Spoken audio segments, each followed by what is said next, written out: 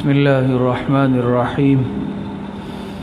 تعلیم then course سال اول، حدیث مبارکہ کا سبق ہے ریاض الصالحین۔ ساتھی کتابیں کھول لیں۔ آج ہمارا سبق انشاءاللہ حدیث نمبر 15 ہے، الغیبۃ اشد من الزنا۔ یہیں سے ہے نا؟ بسم اللہ الرحمن الرحیم۔ قال رسول اللہ صلی اللہ علیہ وسلم الغیبۃ اشد من الزنا۔ جناب نبی کریم صلی اللہ علیہ وسلم کا ارشاد مبارک ہے، غیبت یہ زنا سے بھی زیادہ بدترین گناہ ہے۔ اشد دیکھیں، اس میں تفضیل کا صیغہ استعمال ہوا، یعنی بہت زیادہ شدید، سخت۔ تو اس حدیث مبارکہ میں غیبت کو زنا سے بھی زیادہ سنگین اور خطرناک گناہ قرار دیا گیا۔ آخر اس کی وجہ کیا ہے؟ حالانکہ اگر دیکھا جائے زنا ایک بدکاری بہت ہی بڑا عمل ہے، بہت ہی برا عمل ہے، ایک صاحب ایمان اس کا تصور بھی نہیں کر سکتا۔ اس کے مقابلے میں اگر غیبت کو دیکھا جائے تو غیبت کے اندر ابتلاء عام ہے، بڑا چھوٹا، خاص، عام، مرد عورت۔ پھر اس کے باوجود غیبت کو اتنا سخت کیوں قرار دیا گیا کہ ایک بہت ہی بڑے گناہ سے بھی اس کو سنگین قرار دیا گیا؟ سوال سمجھ میں آ رہا ہے نا؟ اشکال۔ اس کا ایک جواب علماء نے یہ دیا، غیبت کو زنا سے زیادہ بدتر اس لیے قرار دیا کہ عام طور پر غیبت کو ہمارے معاشرے میں گناہ نہیں سمجھا جاتا، اس کو برائی سمجھا نہیں جاتا۔ جس قدر یہ برا ہے، جس قدر سنگین یہ برائی ہے، اسے ہم برائی سمجھتے ہی نہیں ہے۔ اس لیے کیا ہے، اس کے اندر ابتلاء عام ہے۔ تو اس بنا پر جب اسے برائی ہی نہیں سمجھا جاتا، اس سے اجتناب بھی نہیں کیا جاتا، اور جب اجتناب نہیں کیا جاتا، برائی ہی نہیں سمجھی جاتی، تو توبہ کیسے کریں گے؟ انسان توبہ تب کرتا ہے کسی گناہ سے جب اس گناہ کو گناہ تو تصور کرے۔ ہمارے ذہنوں میں تصور نہیں ہوتا نا عام طور پہ کہ میں غلط کر رہا ہوں، تو غیبت کو غیبت سمجھتے ہی نہیں ہیں ہم بعض طور پر، جس کی بنا پر کیا ہے کہ ہم اس سے اجتناب بھی نہیں کرتے اور اس گناہ کے اندر مبتلا رہتے ہیں۔ ساری زندگی یہ گناہ کرتے ہیں، جس کے نتیجے میں آخرت میں ہماری نیکیاں اٹھا کر دوسروں کو دے دی جائیں گی۔ پہلی وجہ سمجھے، توبے کی توفیق نہیں ہوتی، یہ ایسا گناہ ہے۔ دوسری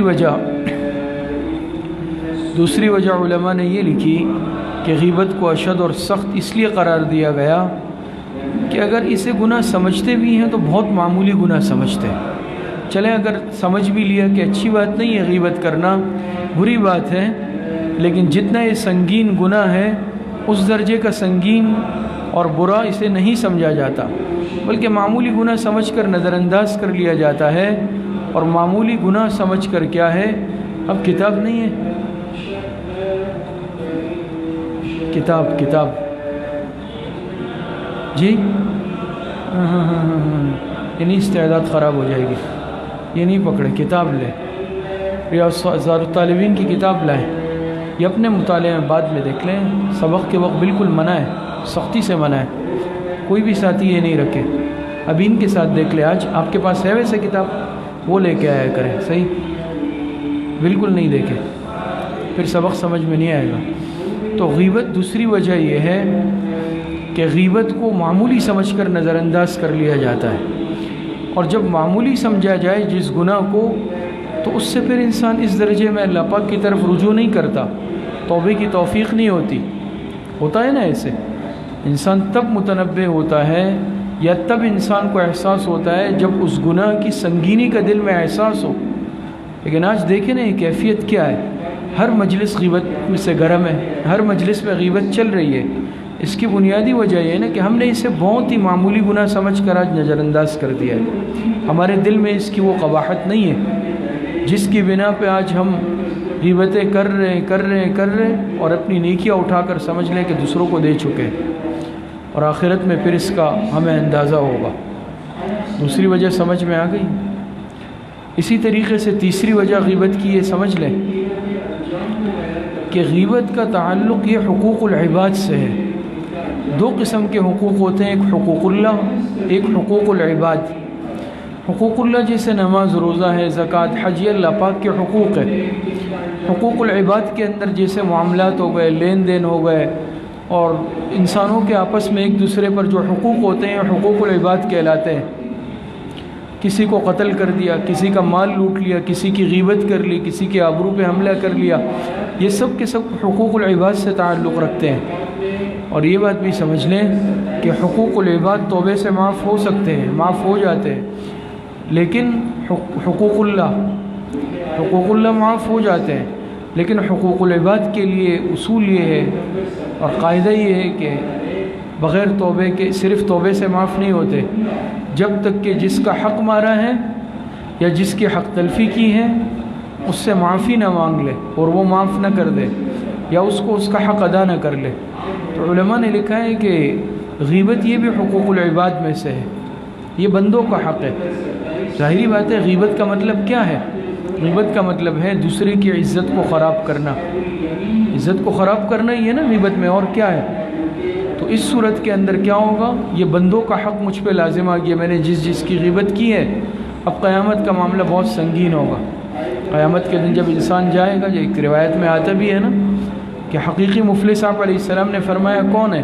ایک شخص بہت ساری نیکیاں لے کے آئے گا آخرت میں، اعمال بھی ہوں گے، عبادات ہوں گی، نفلی روزے، اعمال، حج، صدقہ، خیرات، لیکن دوسری طرف اس نے لوگوں کے حقوق مارے ہوں گے، کسی کا حق مارا ہوگا، دبایا ہوگا، مالی معاملات ہوں گے اور غیبتیں کی ہوں گی۔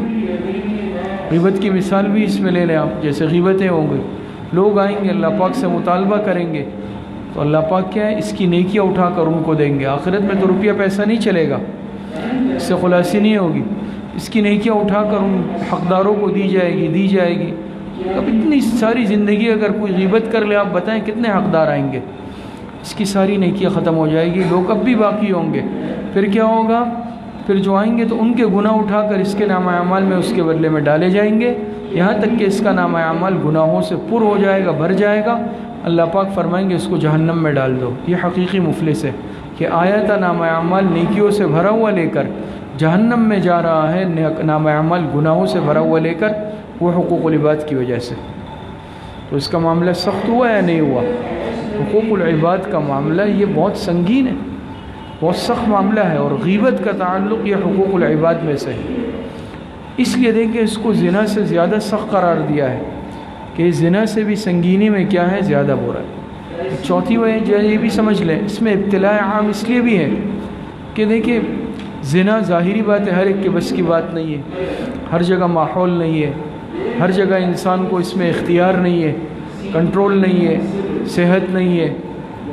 لیکن غیبت ایسی چیز ہے کہ نہ اس کے لیے موقع محل کی ضرورت ہے، نہ بڑے چھوٹے کی ضرورت ہے، نہ صحت طاقت کی ضرورت ہے، اور نہ وقت کی ضرورت ہے۔ جب چاہا دل چاہا غیبت کر لی، تو وہ گناہ تو بہت بڑا گناہ ہے، لیکن اس میں اتنا ابتلاء عام نہیں ہوتا۔ انسان 100 دفعہ سوچتا ہے، دل میں خوف خدا بھی آ جاتا ہے، لیکن غیبت کے لیے تو چونکہ مواقع بہت زیادہ ہے، کسی بھی موقع پہ جب چاہا، مسجد میں چاہا کر لی، مدرسے میں کر لی، گھر میں کر لی، باہر کر لی، دکان پہ کر لی، کسی بھی وقت کر لی نا۔ غیبت کے لیے تو نہ موقع محل چاہیے، نہ پردہ چاہیے، نہ صحت طاقت چاہیے، کوئی بھی کر سکتا ہے، زندہ کی بھی کر سکتا ہے، مردہ کی بھی کر سکتا ہے، بڑے کی بھی چھوٹے۔ اس لیے اس میں ابتلاء بہت زیادہ ہے، اس لیے اس کو زنا سے زیادہ سخت قرار دیا گیا ہے کہ یہ گناہ کیا ہے؟ یہ عام ہے، اور یہ پھر چونکہ ہے بھی حقوق العباد سے متعلق، اس لیے اس سے محتاط رہنے کی بہت ضرورت ہے۔ یہ بات سمجھ میں آ رہی ہے؟ اچھا، دوسری بات اس میں سمجھ لیں کہ غیبت جس طرح کرنا حرام ہے، اچھا قرآن کریم میں تعبیر کیا ہے اس گناہ کو اللہ پاک نے کہ وَلَا يَغْتَبْ بَعْضُكُمْ بَعْضًا أَيُحِبُّ أَحَدُكُمْ أَن يَأْكُلَ لَحْمَ أَخِيهِ مَيْتًا فَكَرِهْتُمُوهُ۔ آپس میں ایک دوسرے کی غیبت مت کیا کرو۔ کیا تم یہ بات پسند کرتے ہو کہ تم مردے بھائی کا گوشت کھاؤ اپنے؟ دیکھیں نا کتنی قباحتیں اکٹھی ہو گئی کہ گوشت کھانا مردار کا، پھر انسان کا، پھر اپنے بھائی کا، کون پسند کر سکتا ہے؟ لیکن غیبت کرنے والا گویا یہی عمل کرتا ہے۔ قرآن میں تعبیر کتنا سخت کیا، تو دن رات ہم جو غیبت کرتے ہیں سمجھ لیں کہ ہم اپنے بھائیوں کا گوشت کھا رہے ہوتے ہیں. کتنا سنگین گناہ ہے. اور تیسری بات یہ ہے جس طرح غیبت کرنا حرام ہے، بعض دفعہ میں یہ کہ بھئی میں تو غیبت نہیں کر رہا، حفاظت کر رہا ہوں اپنے زبان کی، بہت اچھی بات، لیکن سنتے ہم ہیں، مجلسوں میں بیٹھتے ہیں، تو یاد رکھ لیں جس طرح غیبت کرنا حرام بعین ہی، اسی طرح غیبت کا سننا بھی حرام، اتنا ہی حرام. غیبت کی مجلس میں شرکت کرنا بھی حرام ہے. اسی لیے خود بھی انسان کبھی غیبت نہ کرے، اور اگر کسی مجلس میں غیبت ہو رہی ہے اس کے سامنے روکنے کی کوشش کرے. اگر یہ اس مجلس میں طاقت رکھتا ہے، حیثیت اور اثر و رسوخ رکھتا ہے، تو روکنے کی کوشش کرے اور روک لے غیبت کو. بھئی یہ غلط بات ہے، غیبت مت کرے کسی کی، غیبت کی اجازت نہیں ہے اس مجلس میں. لیکن اگر یہ اس مجلس میں کم حیثیت ہے، کم عمر ہے، یا اس کے پاس کوئی اتنی قوت اور منصب نہیں ہے، اس صورت کے اندر کم از کم خود اس مجلس سے علیحدہ ہو جائے. اور حدیث میں یہ بھی آتا ہے، ریاض الصالحین میں انشاءاللہ پھر آپ لوگ پڑھ لیں گے اگلے سال، کہ بہتر یہ بھی ہے کہ انسان اپنے اس مسلمان بھائی کا دفاع بھی کرے. مجلس والوں کو تو غیبت سے روکے، لیکن جس کی غیبت کی جا رہی ہے یہ اس کی عزت کا دفاع کرے.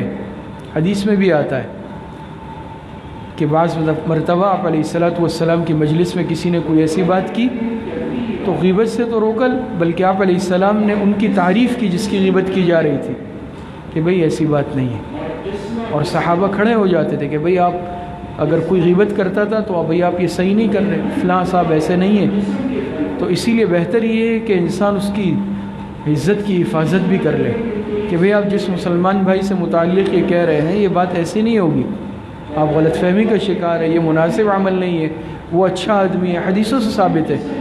تو باقاعدہ اپنے مسلمان بھائی کا دفاع کر لیں، اور اس میں بہت زیادہ اجر و ثواب بھی ہے. لیکن آج اس کے برعکس معاملہ ہوتا ہے، کوئی ایسی بات نکالی جاتی ہے کہ چلے بھئی کسی ایک کو غیبت کا نشانہ بنا دو اور پھر اس کو جو ہے کیا ہے اس کی عزت کا جنازہ نکال لو. تو یہ بہت ہی نامناسب عمل ہے. اسی طرح ایک بات یہ سمجھ لیں کہ خدا نخواستہ غیبت کا عمل ہوا ہے، انسان سے ہو جاتا ہے، اور اچھے خاصے انسان سے ہو جاتا ہے، عوام خواص سب سے ہو جاتا ہے، اس کی تلافی کی کوشش کریں. دیکھیں یہ تو گناہ ایسا ہے کہ اس کا نقصان ہمیں آخرت میں بھی اٹھانا پڑے گا. آخرت میں، دنیا میں تو جو معاملہ ہے، لیکن آخرت میں آپ کے سامنے بات آ گئی نا کہ جس نے غیبتیں کی ہوگی اس کی نیکیاں اٹھا کر ان کو دے دی جائے گی. امام ابو حنیفہ رحمۃ اللہ علیہ کے متعلق آتا ہے کہ حضرت سفیان ثوری رحمۃ اللہ علیہ جو بہت بڑے محدث ہیں اور حضرت امام اعظم رحمۃ اللہ علیہ کے ہمعصر بھی ہے، ایک مرتبہ انہوں نے فرمایا کہ امام ابو حنیفہ بڑے بخیل ہیں، حالانکہ امام صاحب بہت سخی تھے. جہاں اللہ پاک نے عتقہ خیرات اس کے نام پہ کرے، ان کی طرف سے کرے، اور اس کے ساتھ ساتھ اللہ پاک سے توبہ بھی کر لے، اور اللہ پاک کی ذات سے بہت امید ہے کہ اللہ پاک کی گناہ معاف فرما دیں گے. ہمارے اکابرین میں سے حضرت تھانوی رحمۃ اللہ علیہ اور بہت سارے دیگر حضرات، حضرت مفتی محمد شفیع صاحب رحمۃ اللہ علیہ، کہ وہ جب ان سے کوئی بیعت کرنے آتا تھا وہ اس طرح بیعت نہیں فرماتے تھے کہ ربی پہلے یہ بتاؤ کہ تمہارے ذمہ حقوق العباد کیا ہے. آج کل تو یہ معاملہ بہت آسان ہے نا، بیعت بھی ہو گئے، شیخ بھی بن گئے. ایسا نہیں تھا. وہ حضرت بتاؤ اپنی زندگی کے حالات پہلے بتاؤ، بھئی تمہارے ذمہ کوئی حقوق تو نہیں ہے لوگوں کے، جس کا حق ہے جاؤ پہلے وہ ادا کر کے آؤ، جس کی غیبت کی ہے اس سے معافی مانگ کے آؤ اور لکھوا کے لاؤ. حضرت تھانوی رحمۃ اللہ علیہ اور بعض حضرات کے متعلق آتا ہے کہ وہ فرماتے رہے خط لکھو ان کو، اور جب ان کی معافی کا جواب آئے وہ مجھے لا کے دکھاؤ، پہلے حقوق العباد تو معاف کرواؤ، بعد میں بیعت ہونا. کیونکہ یہ معاملہ بہت سخت. تمہارے ذمہ نماز قضا ہے وہ ادا کرو، روزے سابقہ قضا ہے اس کی ادائیگی شروع کرو، حج فرض ہو چکا تھا ادا نہیں کیا وہ کرو.